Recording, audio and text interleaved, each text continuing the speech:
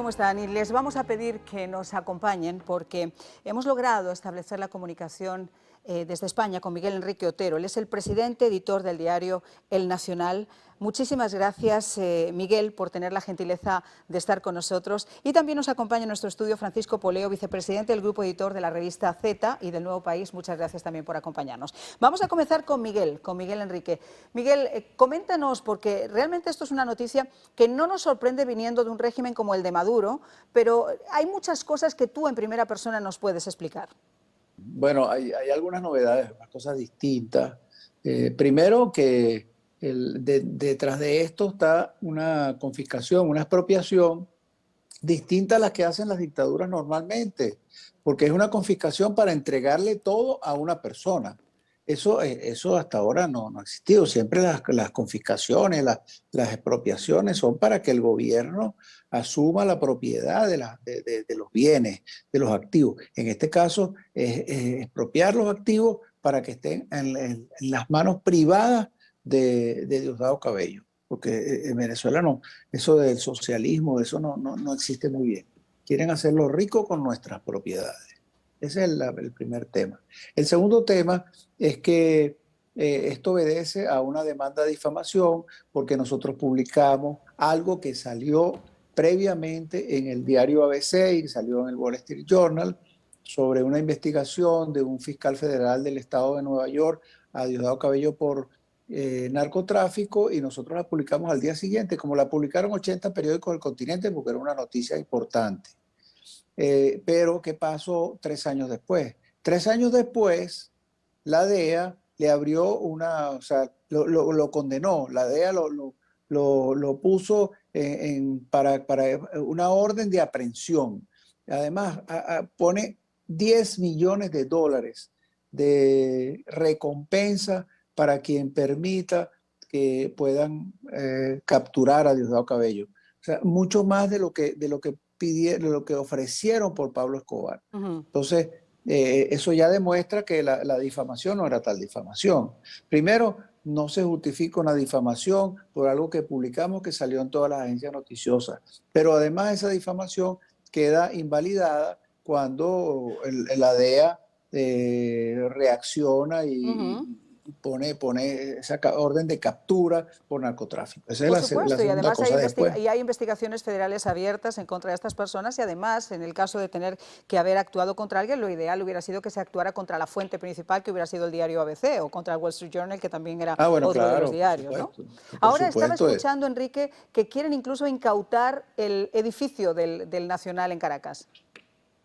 Es que Diosdado, hubo un tribunal que dio una sentencia firme cobrándonos 1.000 millones de bolívares para que le pagáramos a Diosdado Cabello, por indemnizar a Diosdado Cabello con ese monto. Entonces, bueno, en Venezuela es muy complicada la moneda porque con una inflación del 3.000%, entonces van cambiando el bolívar fuerte, el bolívar soberano, entonces uno mismo no sabe qué es lo que ellos estaban determinando. Pero en todo caso, Diosdado Cabello no estuvo de acuerdo con esa sentencia y entonces fue al Tribunal Supremo. El Tribunal Supremo tomó la sentencia del juez de primera instancia, dijo que eso no valía, y entonces ellos asumieron un juicio express que duró 5 días, y en ese juicio express trajeron una nueva sentencia donde nos obligan a pagar 230.000 petros. Y Petros es aparte es una una cosa moneda. extrañísima, esa moneda, que es una moneda que ni siquiera está aceptada, la inventó el régimen chavista, una criptomoneda, ¿no? Que además, dependiendo Sí, del día que sea, así vale tiene un valor o tiene otro. exactamente, es una moneda que ha sido utilizada para blanqueo de capitales, para una cantidad de cosas, y entonces, pero claro, la moneda vale, cada petro vale $60. Entonces, cuando venimos a ver, son 13 millones de dólares que ellos nos condenan a pagarle a Diosdado Cabello. Qué cosa más Eso fuerte. no, eso no existe. Nosotros nunca le vamos a pagar 13 millones de dólares a Diosdado Cabello, porque eso es lo que cuesta su reputación.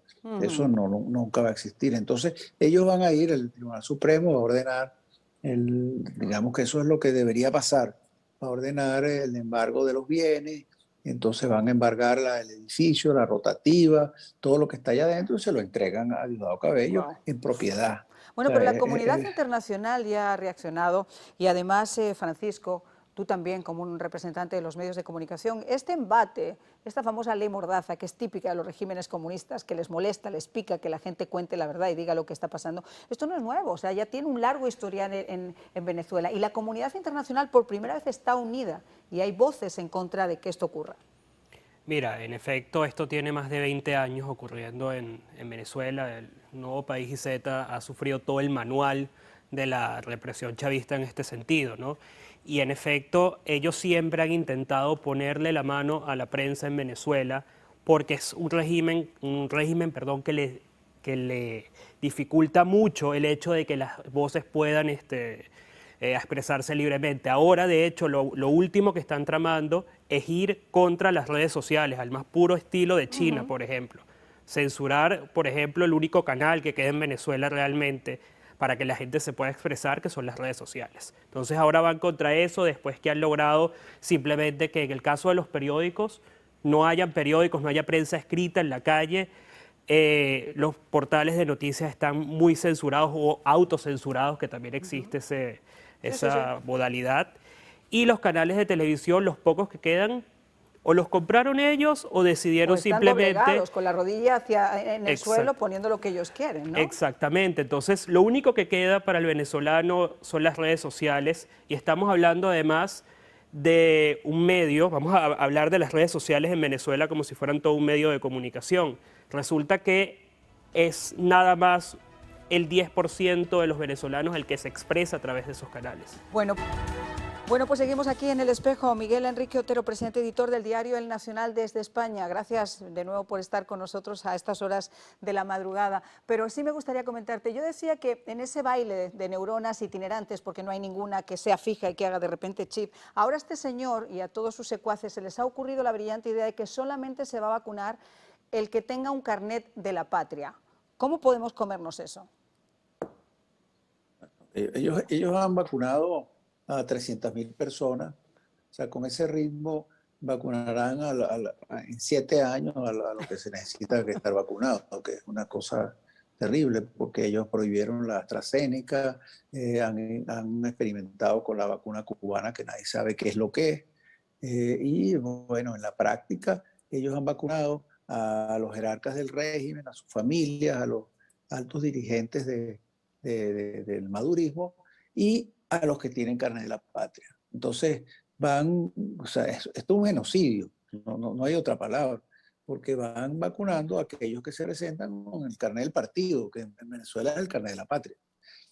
Es algo que no existe, yo creo que no existe en ninguna parte, ningún país del mundo ha hecho algo similar, No. donde se han vacunado los altos jerarcas en la televisión, los han mostrado.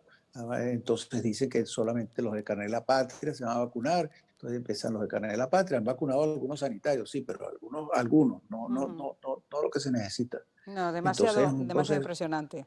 un proceso lentísimo, es un genocidio. Pero claro, lo que le pasa a este régimen, como otros muchos más que son comunistas y narcogenocidas, como este del que estamos hablando, es que le molesta que los medios de comunicación saquen eso a la luz, que los medios de comunicación, lejos de apoyar esas brillantes ideas, las critiquen y le digan a la gente, o que a través de esas redes sociales que nos estaba contando antes Francisco, puedan hacer que la gente que está dentro de Venezuela tenga acceso también a esa información. Ha habido otra información hoy que ha llamado la atención. Leopoldo López ha dicho que el régimen supuestamente estaría pidiendo la extradición, pero sería una extradición ilegal, ¿no?, por un gobierno que no está reconocido. Sí, claro, eso seguramente no va a proceder. Vamos a empezar que el gobierno de España, primero que nada, reconoce a Juan Guaidó como presidente interino, aunque tenga interlocución con el régimen de Maduro, porque ellos manejan la tesis de que tienen que tener una interlocución con quien tiene el poder de facto en Venezuela. Pero legalmente eso no tiene ninguna procedencia, eso es algo que suele hacer el régimen venezolano. Todos hemos pasado en algún momento por ahí cuando hemos sido perseguidos por el régimen de Venezuela. Lo primero que hacen es poner una alerta en Interpol para que proceda una extradición.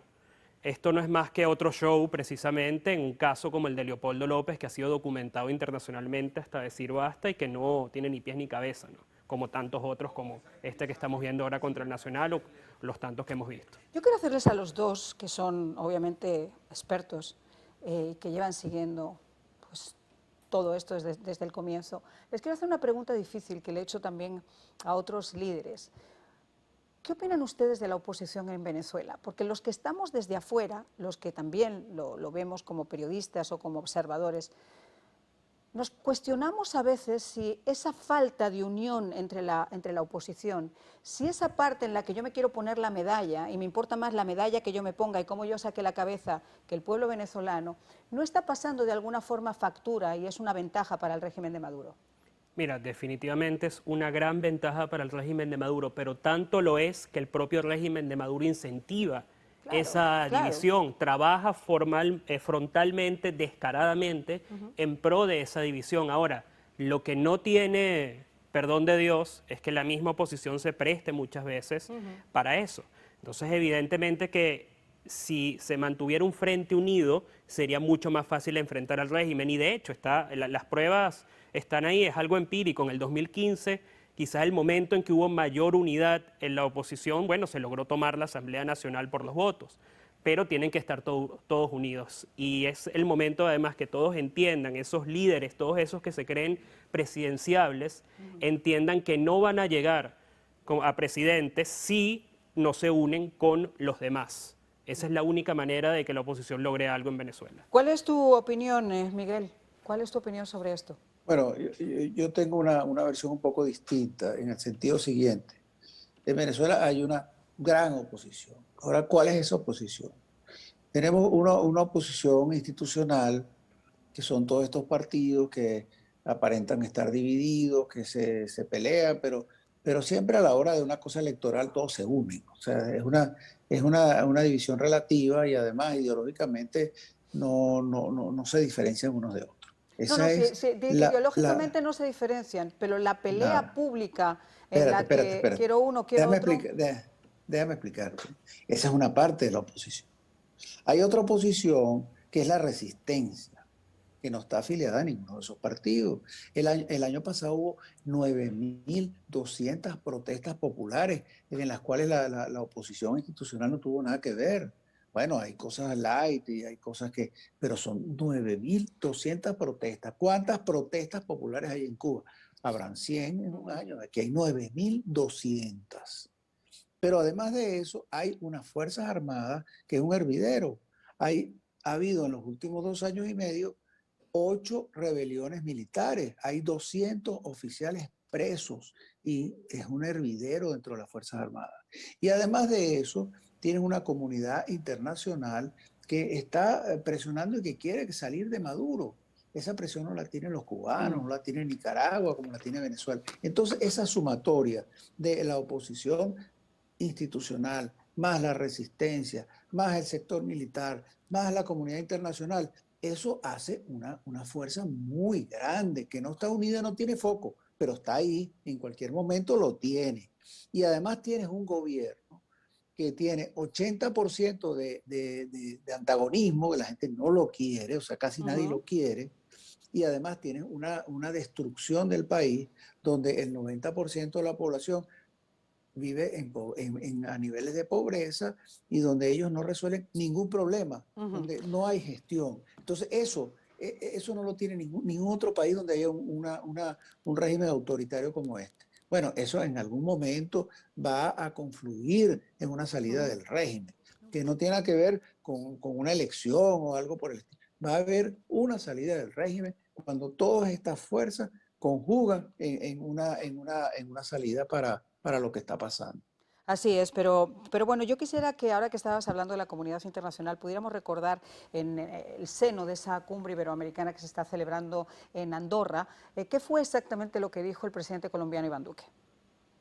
Por lo tanto, también insto a que así como lo han hecho varios presidentes y recientemente, quien me antecedió en la palabra al presidente de Chile, Sebastián Piñera, es urgente que en el caso particular de la República de Venezuela veamos el fin de la dictadura, un llamado a elecciones libres y un gobierno de transición.